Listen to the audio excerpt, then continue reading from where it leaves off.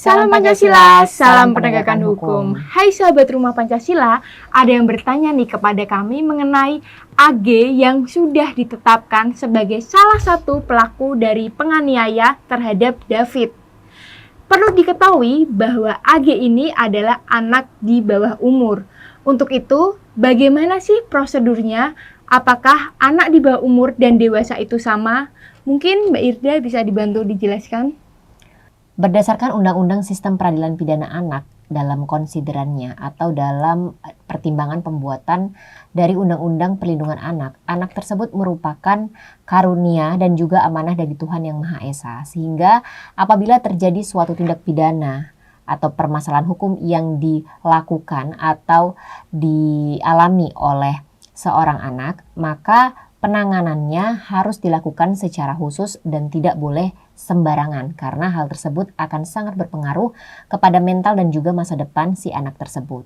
Sehingga apabila anak tersebut berdasarkan bukti permulaan yang cukup, dia telah diduga melakukan suatu tindak pidana, maka sebenarnya sah-sah saja untuk dia ditetapkan sebagai tersangka karena memang sudah ada bukti yang cukup untuk menaikkan statusnya dari saksi menjadi tersangka. Namun demikian, kita tetap harus memperhatikan hak-hak dia sebagai seorang anak meskipun di sini ia merupakan anak yang melakukan tindak pidana atau di dalam undang-undang disebut dengan anak yang berkonflik dengan hukum. Nah, anak yang berkonflik dengan hukum sendiri menurut Undang-Undang Sistem Peradilan Pidana adalah anak yang diduga melakukan suatu tindak pidana atau kejahatan yang dia itu berumurnya 12 tahun, minimal 12 tahun ya, dan belum lebih dari 18 tahun. Di bawah 18 tahun. Ya, tidak lebih dari 18 tahun usianya. Dan juga belum pernah melakukan perkawinan. Jadi ketika dia usianya itu umpamanya 17 tahun tetapi sudah melakukan perkawinan, maka dia tidak bisa disebut sebagai anak lagi. Seperti itu. Nah, lebih lanjut di sini dalam penanganan setiap anak yang berkonflik dengan hukum, maka harus ada etika-etika yang perlu kita pahami di sini. Guna apa? Yaitu menjaga dan mewujudkan agar anak-anak yang memiliki permasalahan dengan hukum tadi tetap dapat melanjutkan kehidupannya dengan baik di kemudian hari, meskipun ia di sini merupakan pelaku pidana. Nah, hal-hal tersebut berdasarkan Undang-Undang Nomor 11 Tahun 2012, yaitu tentang Sistem Peradilan Pidana Anak, ialah seperti ini ya. Jadi harus dilakukan secara manusiawi dengan memperhatikan kebutuhan sesuai dengan usianya. Kemudian anak juga tidak boleh dicampurkan dengan orang dewasa. Jadi harus dipisah antara sel anak dan juga dewasa. Dan juga harus memiliki bantuan hukum ya. Jadi wajib didampingi oleh penasihat hukum. Kemudian di sini juga anak harus bebas dari penyiksaan, penghukuman atau perlakuan lain yang kejam dan tidak manusiawi serta merendahkan harkat dan martabatnya. Tidak dijatuhi hukuman mati atau pidana seumur hidup. Kemudian sebisa mungkin dalam menghadapi anak-anak yang berkonflik dengan hukum itu kita menghindari dengan adanya penangkapan, penahanan atau dengan pemenjaraan, kecuali apabila memang usaha-usaha tadi sudah tidak dapat dihindari lagi sehingga harus tetap dilakukan pidana penjara, tetapi itu harus sebagai usaha terakhir, upaya terakhir seperti itu.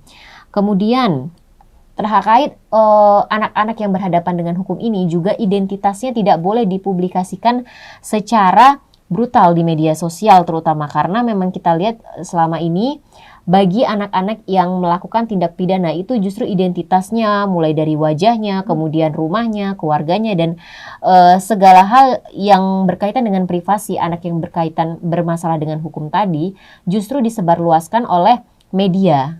Di media sosial beredar wajahnya, kemudian sekolahnya, namanya dengan jelas seperti itu. Padahal di sini undang-undang sangat menjamin kerahasiaan atau privasi dari anak-anak yang berkonflik dengan hukum. Maka kita juga harus menghormati itu. Karena itu berdasarkan perintah undang-undang dan ditujukan agar pada nantinya ketika ia sudah selesai dengan proses hukumnya, dia masih bisa untuk pulih dan bangkit untuk menjadi pribadi yang lebih baik lagi. Kemudian di sini juga harus memperoleh pendampingan dari wali atau orang tua yang dipercayai oleh anak, memperoleh pendidikan juga meskipun dia sedang berhadapan dengan hukum, memperoleh pelayanan kesehatan dan juga hak-hak lain yang diatur di dalam undang-undang. Nah, selain itu di dalam Undang-Undang Sistem Peradilan Pidana Anak ini juga menjunjung tinggi tentang upaya pidana penjara itu sebagai upaya yang terakhir. Nah, sehingga di sini dalam sistem peradilan pidana anak itu dikenal dengan adanya diversi. Nah, tetapi diversi ini atau penyelesaian perkara yang di luar pengadilan ini juga dibatasi. Jadi ada syarat-syaratnya. Yang pertama yaitu pidana atau ancaman pidananya itu tidak boleh melebihi 7 tahun. Itu masih dapat dilakukan diversi. Kemudian yang kedua adalah untuk melakukan diversi ini juga orang tua maupun korban dari kejahatan yang telah dilakukan oleh anak yang di bawah umur tadi harus menyetujui untuk melakukan diversi. Ketika diversi itu disetujui dan mereka melakukan perdamaian, maka di situ si pelaku dapat dikembalikan kepada orang tua. Tetapi kalau tidak setuju untuk dilakukan diversi atau penyelesaian ini dengan mediasi, maka si anak yang berkonflik dengan hukum tadi harus dilanjutkan lagi prosesnya seperti itu sampai ke nanti di sidang pada pengadilan negeri seperti itu. Nah, di sini kalau kami melihat perbuatan yang dilakukan oleh Mario dan juga si A tadi ya, anak yang berkonflik dengan hukum tadi, itu masuk dalam rumusan pasal 355 ayat 1 KUHP.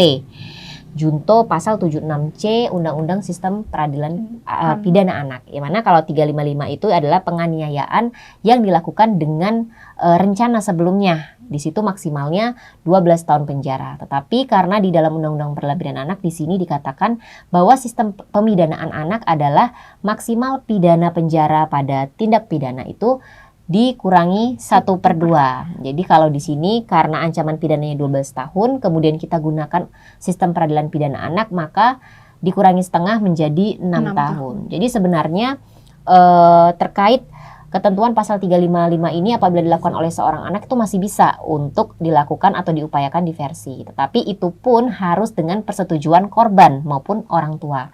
Tetapi ketika tidak ada persetujuan, maka tetap proses hukum harus tetap berlanjut seperti itu. Dan bukan merupakan pengulangan tindak pidana ya, Mbak? Betul sekali. Jadi anak ini juga sebelumnya bukan residivis atau pengulangan tindak pidana. Ketika hal tersebut sudah dipenuhi syaratnya, maka dapat dilakukan diversi. Seperti itu. Nah, itu tadi penjelasan dari Rumah Pancasila, dan intinya karena si AG ini masih di bawah umur, maka privasinya harus tetap dijaga dan hak dari AG harus tetap dipenuhi. Semoga ini dapat mengedukasi dan memberi informasi bagi sahabat Rumah Pancasila. Jangan lupa ikuti terus channel dari Rumah Pancasila dan selalu buka mata, buka telinga, dan buka hati. Salam Pancasila, salam penegakan hukum. Satukanlah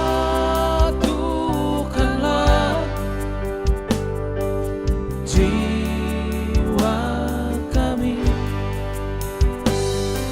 satukanlah